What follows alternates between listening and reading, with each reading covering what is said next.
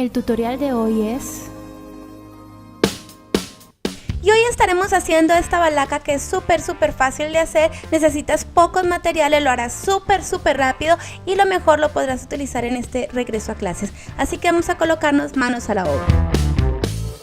Bien, y para nuestro proyecto entonces estaremos utilizando esta cinta que se consigue muy fácil en las tiendas o en los almacenes donde se venden adornos para decorar costuras y cosas así. Necesitamos también un resorte negro, este pegante o gotas instantáneas que se llama también el acicrilato, aguja e hilo, y ya entonces con eso podemos empezar.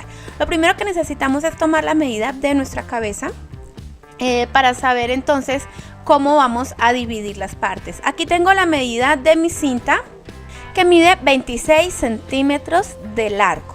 Entonces lo que voy a hacer es que esta parte se lo voy a restar al resto de la medida de mi cabeza. Entonces, por ejemplo, si mido 60 centímetros, entonces el resto van a ser 34 centímetros de resorte que voy a estar recortando.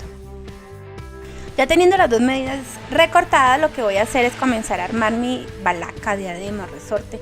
Y entonces con el acicrilato voy a aplicarle una gotica en la cinta para pegarle el resorte.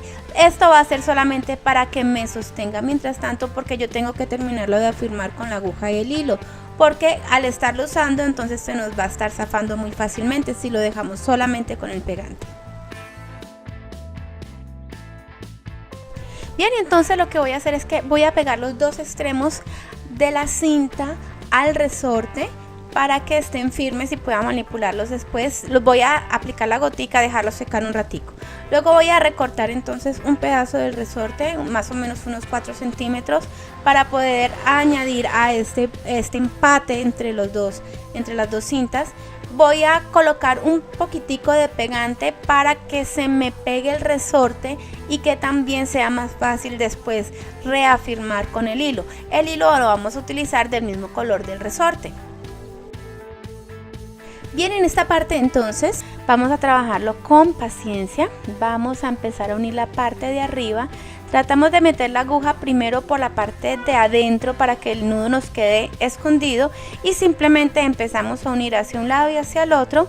Nos saltamos el pedacito donde está la cinta y seguimos en el otro extremo. Y luego entonces cosemos la parte de atrás y cosemos también por los lados para que se fije la cinta de un lado hacia el otro.